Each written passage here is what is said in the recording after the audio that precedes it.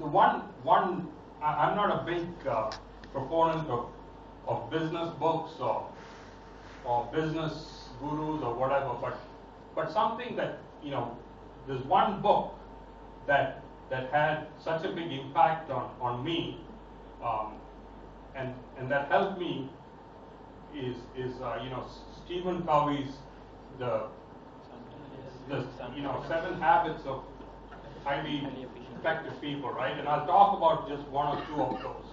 One is called, sharpening the saw. He has, how do you constantly work on yourself, work on your career, and how do you, stay current, right? Because, believe it or not, when you get your MBAs and walk out freshly minted out of here, you are a brand.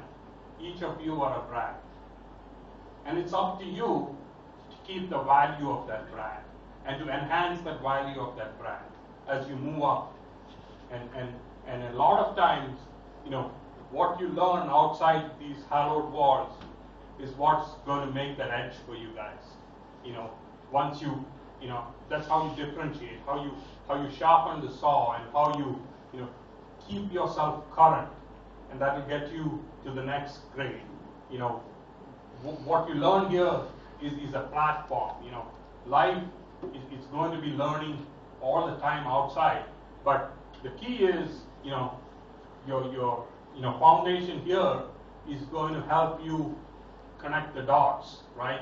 And help you keep on connecting the dots and getting, higher and higher in your career.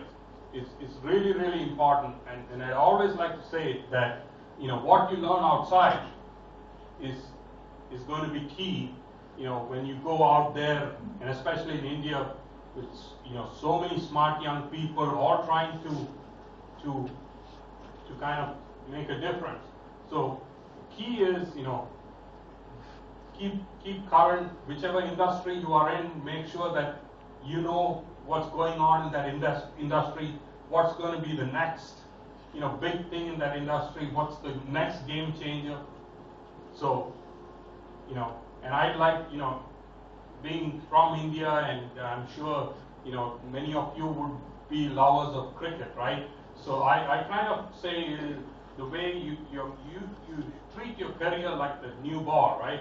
Keep shining it and keep working on it, and that's how it moves more, right? More effective.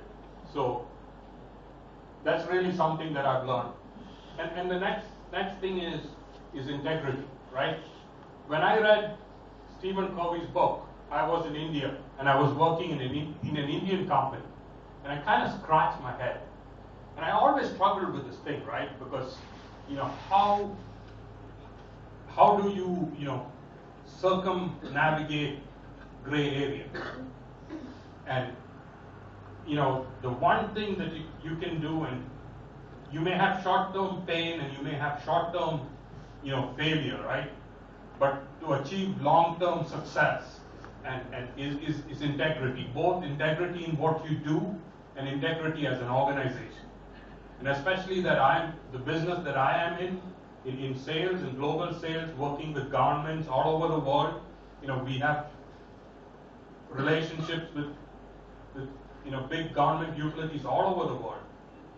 And one thing that, that really kind of is a bedrock of everything we do in GE too is that we do it with integrity. And this is something again that I learned prior to going to GE, and which I felt I operated that way, but I operated in environments where there were challenges, and I was constantly challenged. Then when I went and worked for GE, I kind of felt, wow, here I'm in a place where, integrity is one, and it's the first thing and the last thing that we do. And the thing is, I know I've worked in India, and I know that you guys will come across, circumstances where, you will have challenges. But all I can tell you is, stay firm and stay, stay true. it's not worth it. Shortcuts are not worth it. The deal that your company may get because you took a shortcut today, and tomorrow you may be in the news and get blacklisted forever, right? So, that's another big thing. And thirdly and finally is again to tie back with what I talked about, relationships and people, is the power of teamwork, right? Nothing can be achieved individually that is sustainable. The power of a team is something, once it's unleashed, is something that's so amazing that, as you go in the beginning of your careers, you'd like to differentiate, as you like to say, you're the smartest guy. But as you become a leader, right, as you start moving on, the only thing that will get you anywhere is your team. That team, how that team is going to look out for you.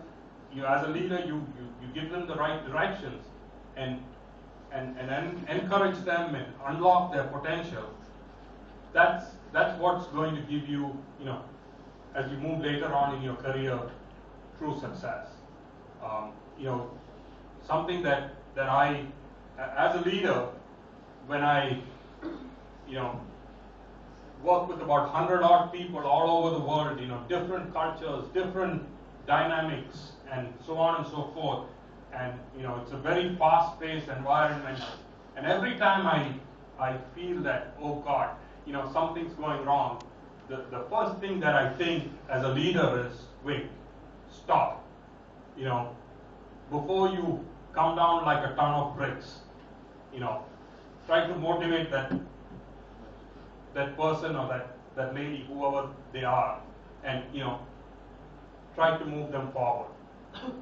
I keep thinking about that, and my deal is that I say, if we win, you take the credit. If we fall, I'll take the hit. And that's helped me kind of be successful, achieve tremendous amount of success. The numbers are huge, right? I mean, we are talking about $1.8 billion, and we need everybody in the game, and that's the only way we can succeed is with the team behind us. Like I said, for a English literature graduate, I think I've run out of what I have to say to bright minds of tomorrow. But from here on, I'll be happy to take a few questions if you have any.